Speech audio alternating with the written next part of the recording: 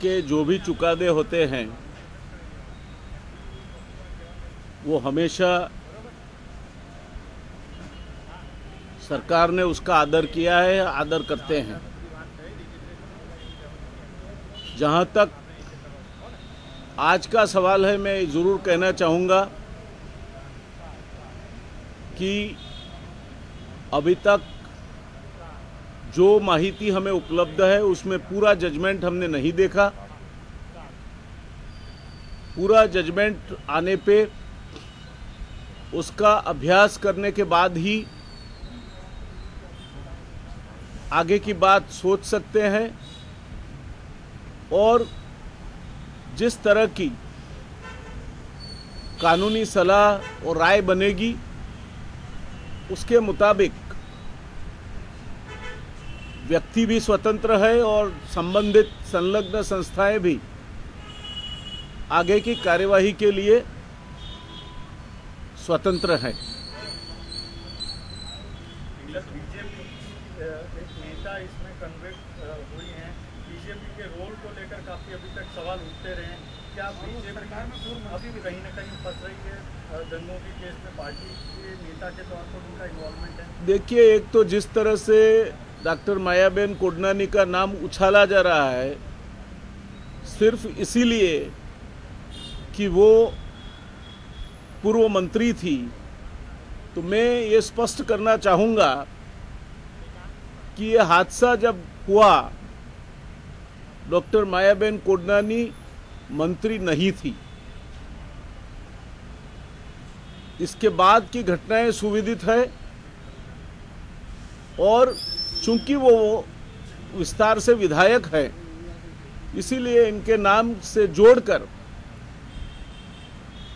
कांग्रेस की ये मनीषा रही है कि कहीं ना कहीं राज्य सरकार पे कीचड़ उछाला जाए। मैं दूर नहीं जाना चाहता, गुजरात की ही बात करें तो उनके पूर्व मंत्री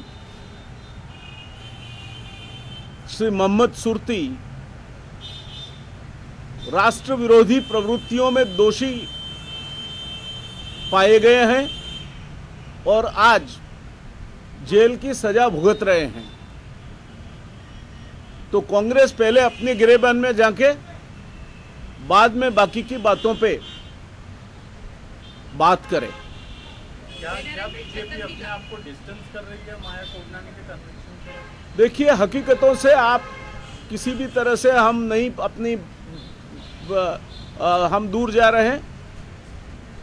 मैंने जैसे कहा, जिस समय ये हादसा हुआ डॉक्टर मायाबेन कोडनानी विधायक थी, मंत्री नहीं थी। सत्य ये है और हम सिर्फ सत्य ही बता रहे हैं।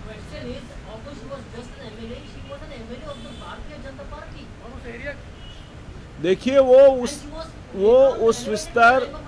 उस विस्तार की विधायक थी, वो सही है। वो उस समय भी सही था, आज भी सही है। बाकी की बातों का जहाँ तक सवाल है, मैं फिर से कहना चाहूँगा कि जब तक पूरा जजमेंट हमारे पास नहीं आता, उसका अभ्यास किए बिना किसी भी तर्क पे आना, मैं समझता हूँ कुछ जल्दी होगी। हम चाहेंगे कि पूरा जजमेंट हम अभ्यास करें और उसके बाद जो भी बताना है हम बता सकते हैं।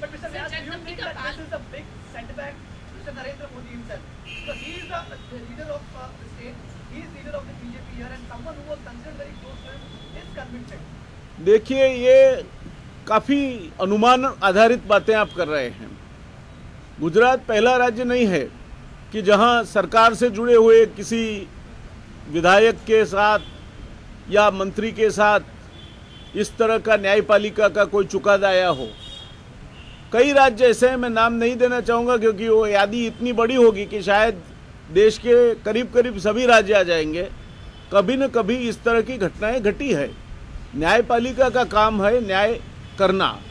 न्यायपालिका जो न्याय करती है वो मैं फिर से कहूँगा कि जो उनका चुकादा है, फैसला है, उसका अभ्यास करके आगे की कार्रवाई करने के लिए हर व्यक्ति स्वतंत्र है और उसके संलग्न संस्था भी स्वतंत्र है।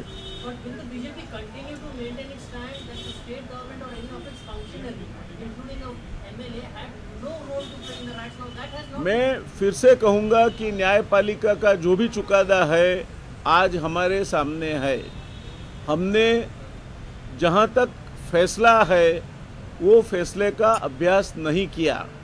किन मुद्दों पे, किन तथ्यों पे, किन बातों पे, किन सत्यों पे और पुरावों के आधार पे ये फैसला आया है, किस तरह से किसको दोषी पाया गया है। मैं समझता हूँ कि जब तक फाइन प्रिंट में फैसला नहीं पढ़ लेते ये बात नहीं कही जा सकती कि यही बात है और हमारी राय ये है। तो हम चाहेंगे कि फैसला ठीक से पढ़ा जाए जब आए और उपयुक्त कानूनी सलाह के बाद ही ये बात आगे बता सकते हैं। कांग्रेस लीडर जगदम्बिका पाल ने कहा है कि मुख्यमंत्री नरेंद्र मोदी को अपना इस्तीफा दे देना चाहिए इस जजमेंट के बाद, उनकी मंत्री का इसमें इन्वॉल्वमेंट है। देखिए, कांग्रेस की मनीषा तो ये पहली बार व्यक्त नहीं हुई है। कांग्रेस तो हर चीज में मुख्यमंत्री का इस्तीफा देना या मुख्यमंत्री से जोड़ के किसी भी चीज को पेश करना चाहती है। अब बात यह है कि अगर यही मापदंड रहा है तो आपके तो केंद्र सरकार में जो कन्विक्ट हुए हैं ऐसे लोग मंत्री बने हैं, तो आप अपने को ये मापदंड से नहीं नापते और भाजपा के लिए एक अलग मापदंड है, मोदी जी के लिए एक अलग मापदंड है, गुजरात के लिए एक अलग मापदंड है। बात यह है कि इनको सामने अब 2012 का विधानसभा का चुनाव दिख रहा है और ये चुनावी माहौल में जगदम्बिका पाल जी जो कहते हैं, मैं समझता हूँ राजकीय अवलोकन की दृष्टि से वो कह रहे हैं, वो भी शायद अपने मन में समझ रहे होंगे कि ये बात ठीक नहीं है।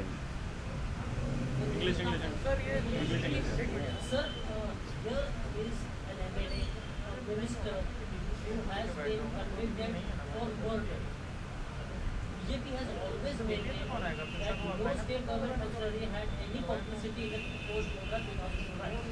We have now a conviction in state government functionary, an MLA. Let me be very clear that an MLA is not a state government functionary, as you are trying to make it out.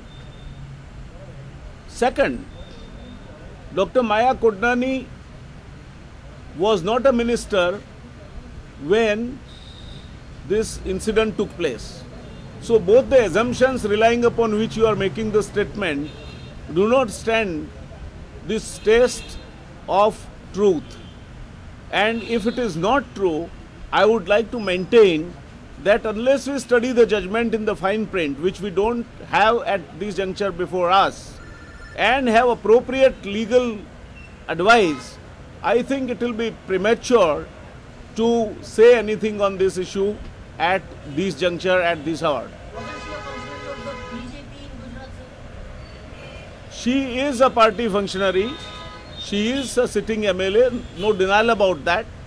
But that cannot be linked with, as you are trying to make it out, that government, which is Council of Ministers, that if it is in that context that you are trying to link it out, I would say that the moment she was summoned for the interrogations, she ceases to be the minister.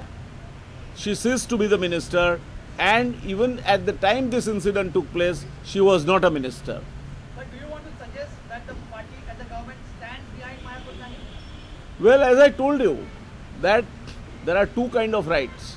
Number one, the rights which are available in this country to every individual under the law of the land.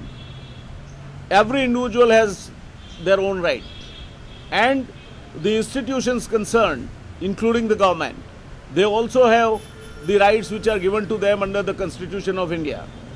Now, the issue is that unless you study that, relying upon what proofs, relying upon what logic, relying upon what evidences a person is being convicted, it will not be possible to opine on either side and therefore I would once again maintain that we like to study the judgment, read it in the fine print, have a proper legal advice, and then we'll definitely form our view. Sir, Sir, is it a Mr. matter Modi of has always been saying that he, as the head of the state, has always tried to stop whatever happened post-Godra.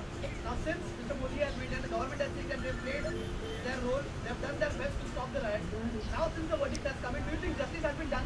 That matter is separately, that has been investigated, and it is still under the proper adjudication. So I would not hazard any comment on the kind of hypothesis you are relying upon and trying to sort of make an overture, making X, Y or Z participatory or responsible in a particular event. That matter itself is sub judice, and therefore it is not proper for me to make any comment. Neither it will be proper for anybody to make a point of discussion. But the victims are saying that justice has been done. Do you agree that justice has been done? Well, this is a judgment of a court. Court judgments are neither meant for comment nor for celebrations. Court judgment is a judgment. This is not a final judgment. I would once again say that we like to read it in fine print and take appropriate legal advice. Thereafter, the government will form the view. Sir, isn't it a setback for the BJP? Is it a matter of embarrassment that a sitting MLA has been convicted for murder? Well, if you link it everything with the party, this I think is grossly unfair. This is an incident. There is a judgment, and the judgment would be studied and further comments would be made accordingly. Thank you. Hindi में चलावी दो.